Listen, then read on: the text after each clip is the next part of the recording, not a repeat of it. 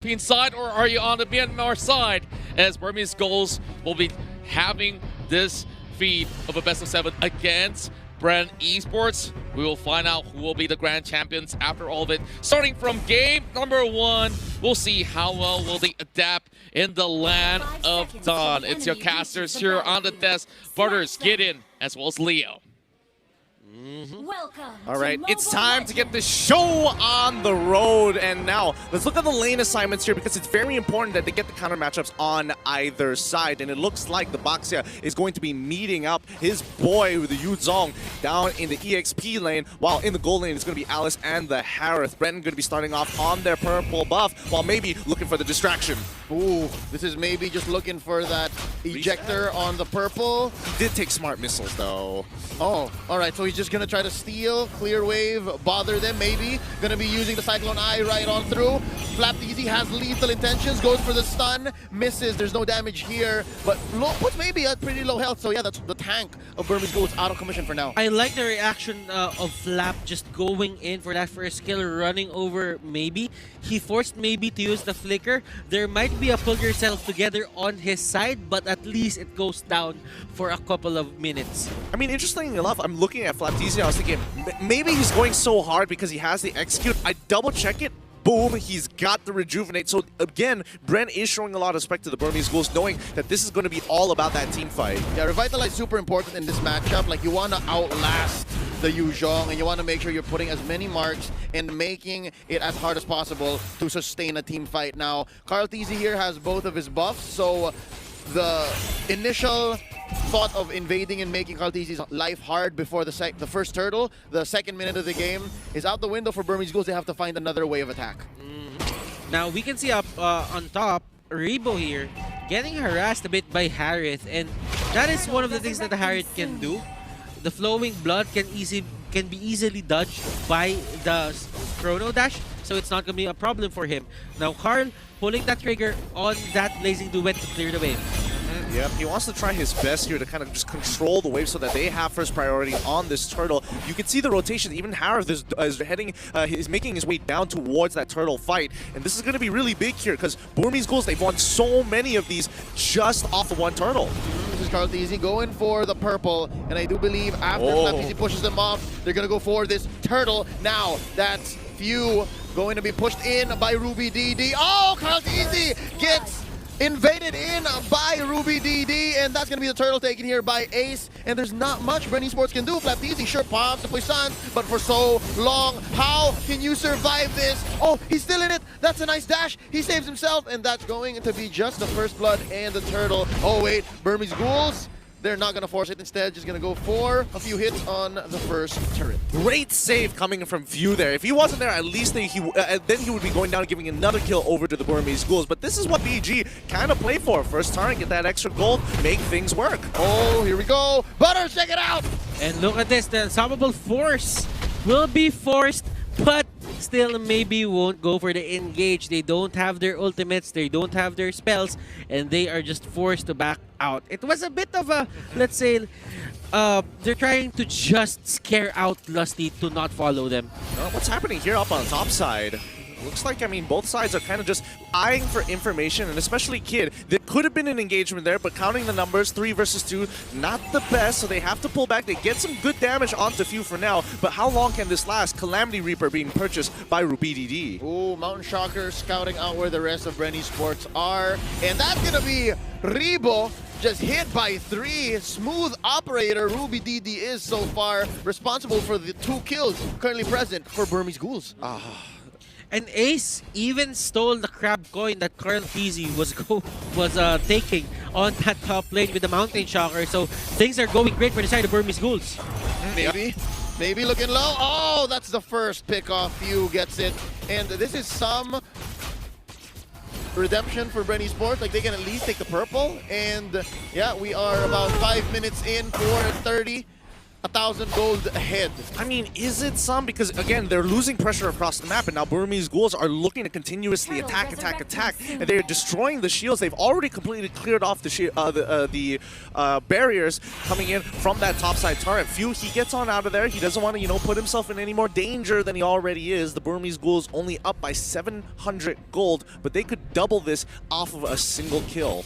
Bren Esports, they should look out for the pickoffs that Burmese Ghouls are going for. Yep, on angles, the Burmese Ghouls want to go, and that's Few getting blasted out, but Ace from the back lines getting caught first. That's a trade currently. The mid support for the core and the tank, and now Flapteezy still has the Poisson, gets caught in there by the Dragon Tail, knocks him out, and the fight stays here near the turtle pit. Now Lusty trying to make sure that they all stay put, and Kaltiti trying to take this, and he does it 1-for-1 now on Ejector onto one. Rebo going into the back lines. He is going to retreat. RubyDD once more. That's the disengage. Oh, RubyDD, he needed to target a single person. He drops down the Zaman Force and he got splits in two. He wants to go for D, but then Kaltizi's in the back. Which does he go for? Bren Esports know that Burmese Ghouls have the team fight on lock right now for the early game.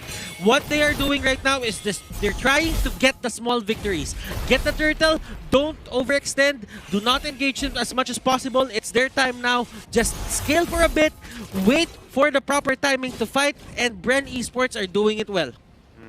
Can they get more, though? Can they push this advantage that they have here? D needs to get out of there. Oh, no, Rebo, he gets caught by the Imperial Justice. Great play coming in for the Burmese Ghouls, and a huge counter item here. Necklace of Durans just to stop the healing coming in from everybody on the side of Bren. And they want to go for another pick onto Lusty. Wrong place, wrong time. On the bottom lane, there is another kill on Flapteezy, and bodies are going down on the floor just because Burmese Ghouls, they really like these pickoffs. 3 fronts and 3 losses here for Bren Esports so far. Kaltizi looking for revenge. The bloodthirsty prodigy here gets one at least, shutting down RubyDD. Now the fight continues after taking this turret. That's D knocking him up. Gonna go for the Black Dragon form. This is a full bar of Sha energy, and now Kaltizi dueling with Ace. And there you go. The unstoppable force takes down the core. That's Claude destroyed here, Kid flickering out, and that's D finally shut down by Lusty. Currently 2-for-1. Bren Esports, they seem to be getting trumped by Burmese Ghouls at every turnstile. I think, so far, I think it's just 2 mistakes, and that's why the Burmese Ghouls are only slightly ahead here. Burmese Ghouls, they've been getting a lot of these kills, but for the side of Bren Esports, they're getting the trades, because the last time they met, every fight that Burmese Ghouls wins, it actually has an objective that comes with it. But for this certain game, there is always a trade in terms of 2-for-2, 2-for-1, and Burmese Ghouls, they're not getting the turrets early. Yep, unstoppable force here, plus the ejector into the back lines. Poisson's not gonna save you. RubyDD, an assassin of a Harith, takes down Flap. And now, hold up, Kaltizi looking for some revenge. Kid uses the Imperial Justice to retreat. That's gonna be D going in. Where's the backup? They're looking for it. Kaltizi getting blasted. Oh, that's the Fatal Links onto one. D is still alive. A bar full of Sha, and that's Few destroyed by D, and they get away with it. RubyDD is just having a ball. Oh my goodness, how did D survive that? My goodness, he really took quite a beating off of it. And Burmese Ghouls, they're getting the fights, but they're timing it well. When do they take a fight? They take a fight when they take down Flap. Flap is respawning. He cannot respond to that gank, and that means D, as of now, will be unkillable. I think it was looking good initially because Few, he was looking for that pick off. He was trying to say, hey, I could get this big stun onto D, and maybe we can play off of this. Burmese Ghouls see the opportunity to say, hey, he has no options to get out now. We can look for the punish. That is true. As you can see right now, Burmese Ghouls, they really like to go for these kinds of plays. Just stay in the brush, try to get the ejector close to Kid. Kid sets up the Imperial Justice, and that is a 1-for-1. And that's what happened right here. Same old story, the same old story. Lusty walks into a death bush, and now Flapteezy trying to save the day. Son, it's too late. The classic happens more times to pros than you would like to admit, but D is going to keep on smacking up that tier 2, and this is what Burmese Ghouls have been doing ever since the group stages, just making sure they take fights and they start getting that return of investment somewhere across the map. Todak did a pretty good job, but Burmese Ghouls making it look really, really natural. Bren Esports, they should be looking at that Lord, maybe not give it to Burmese Ghouls as of the moment, because when they do, that is going to be all of the outer turrets down, and probably one inhibitor turret on their side is going down as well. Laptizi hit there with the ejector, but it's gonna be a non-starter. Real quick, item check. Kid just bought a glowing one. That should lead to more kills, but right now, that's the Mountain Shocker starting it off. As we just said, Few gets taken down. Ruby DD though, 2 for 1. The current trade here, the numbers are going well for Bren Esports. Kid and Ruby DD for Few. That was a great fight for Bren Esports. Burmese Ghouls, they thought that they caught Bren off guard, but they were ready. They knew that there was a possibility, a small possibility, that someone or two people are there in that brush, and it paid off for them. Yeah, and I mean, even Ruby DD, he dropped down the Salmon Force to make something happen, but now the Burmese Ghouls looking to turn this fight on top of them to make sure they don't get the Lord, maybe in the back line, but he goes down almost straight away. Baptiste making sure he's zoning out Ace. They have a double kill coming in for Carl Teasy, making it look real nice and smooth as the comeback mechanic is here, down 4K, now evening up the score to at least 1K differential and taking the lead. Oh no, the fight continues. Kid forced to retreat. Zaman forced it in by Ruby DD, but the damage has been done. Words have been said, feelings have been hurt, and Lord is marching down mid. Nice engage there for the side of Kid. He might have bitten off more than he can chew, but Ruby DD saves the day. They cut their losses to a minimum. Check this gold graph out. At least we get a better idea, because again, when we were looking at the Burmese Ghouls, they were almost reaching that 5K mark, and that would have been a really difficult position to get, especially when it was about 7 to 6 minutes of the game. Now things have changed, and they're looking to force it harder. Yep, they're pushing this mid lane turret. Mission accomplished for Bren Esports. Ruby DD takes a few hits from Lord. The swing of the axe chunking him off to about half health, and there's another push up top. Wow, how the tables have turned. Burmese Ghouls now feel the pressure from Bren Esports. And look at this, all turrets, all outer turrets for the side of Burmese Ghouls are going down, and for the first time in forever, I'm seeing Burmese Ghouls defend their own turrets. I mean, don't hold your breath for too long here. This is going to be the Lord power play. Bren going to force the situation here. D trying to disengage the entire team to allow time and buy space for Ruby DD to drop the Salmon Force. And Bren Esports, they call it. They see what's going on. No, I will not let you choose this fight. And maybe he's not done with it yet. The Unstoppable Force is going to get punished with the Circle Eagle as the rest of Bren Esports push him back into the Toys Poissons as a recommendation to stay away from our jungle. That was a good move for the side of Burmese Ghouls, that they just wanted to catch one person for the side of Bren Esports and toss him back. Maybe just stall Bren Esports from pushing. But Burmese Ghouls, the execution right there didn't really work out for their side. Just because Bren Esports, they were ready and they know that that will happen. Oh, Flapteasy here picked off by Ruby DD. They get their comeuppance, and it's not for free. Butters. Divine Crystal and Divine Glaive and Holy Crystal, not Divine Crystal, goes up for the mages here on the side of Bren Esports. Oh, D with that Black Dragon form, and we're looking for a big engage here. That's going to be the... the Blazing Duet takes down the Kid with Few putting in the last touch. Now D here, caught in no man's land. You are the odd one out. 2 for none here so far. Bren Esports turning the river into a wasteland. Right now, I have to give it to Bren. Their re-engagements into these fights, especially when Burmese have the advantage, is pretty significant. Let's check out the items here. Butters, what are your thoughts? Okay, Athena Shield for the side of Lusty. That will help him survive Kid Sylvana. Rebo is on a roll right now. He has all of his items up. Winter Truncheon is there. Flapteasy is kind of having a hard time just getting his items. He has a Molten Core there just to clear the waves. For the side here of D, he doesn't have let's say a Blade of Despair just to add extra damage. Ace here still has 4 items only on his belt. I mean, with the items in the position that they are in right now, Burmese Ghouls 39k to Bren's 43. Bren just hit their power spike. All Burmese Ghouls have to do, play this slow, clear that waves, wait until that Lord is up, and then play this stalemate where you're putting enough pressure to say, hey, I could look to contest you on Lord, and I might contest you on Lord, but as long as you are not finishing the Lord, we have enough time to hit our 42k power spike, and then that's where they're going to call it. Queen swings on Carl Teasy.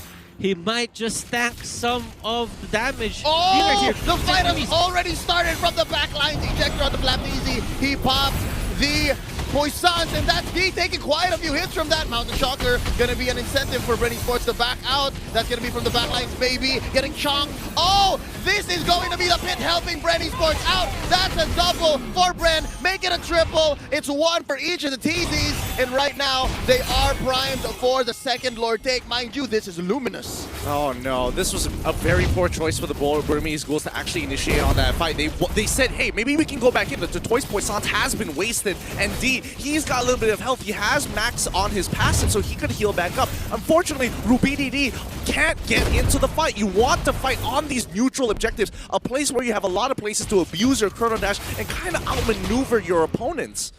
Molten Core became the cursed helmet here for Flap TZ.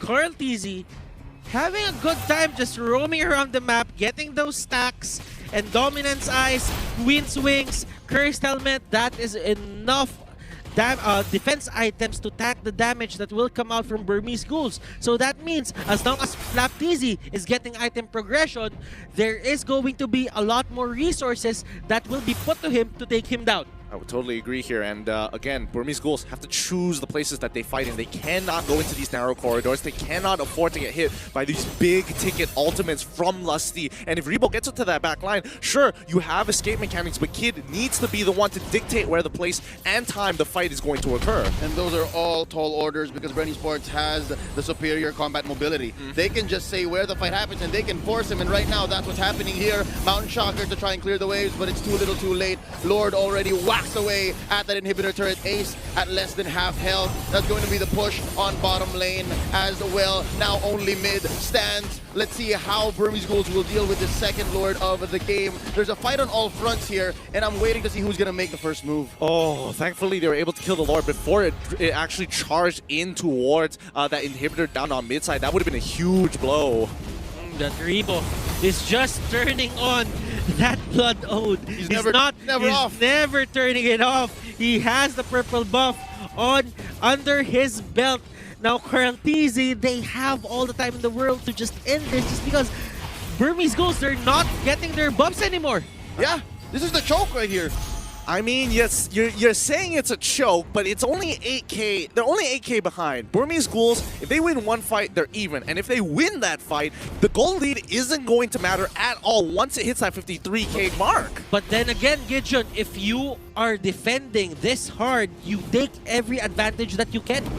True, but that also means you have a safe way to farm. It goes both ways here. Bren need to find a way to catch the Burmese Ghouls off guard. And the Burmese Ghouls, if they get a little too antsy and they don't play disciplined and walk out and get punished for that mistake, Bren will end this game. There's going to be 92 more seconds, and Burmese Ghouls don't necessarily have to force anything. So far, these two teams have been acting like well-informed businessmen. They know the economy of their skills, they know what the timings are like, they know which heroes should be the priority, and right now, they know how much each buff costs, and that's what I'm trying to get at.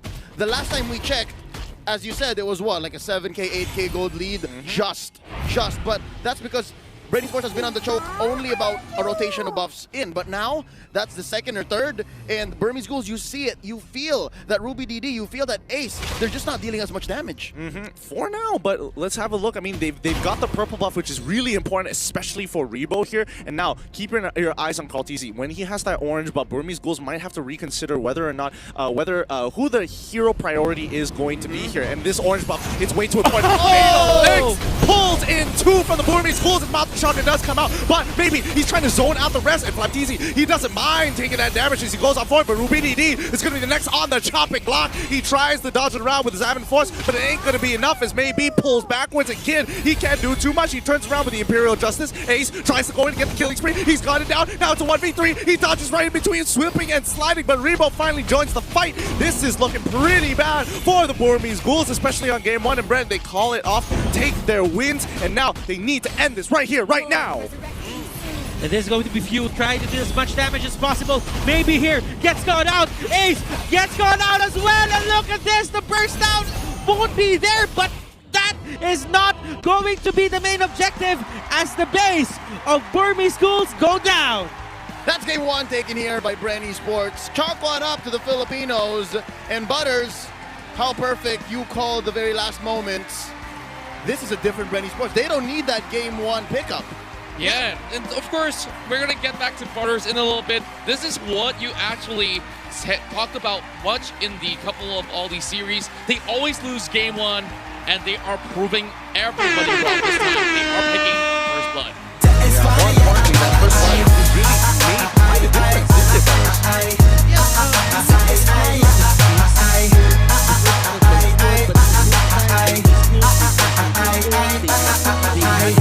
it, Call me Mr. Machiavelli. I make them disappear just like Harry Houdini. Benny me lyrically so insane now. So I'm majestic, having the agenda.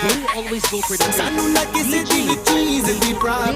Gain the love, they see me as a problem. Some original me no keep the problem. I give them a cure with a fresh new album. I'm a rider, provider.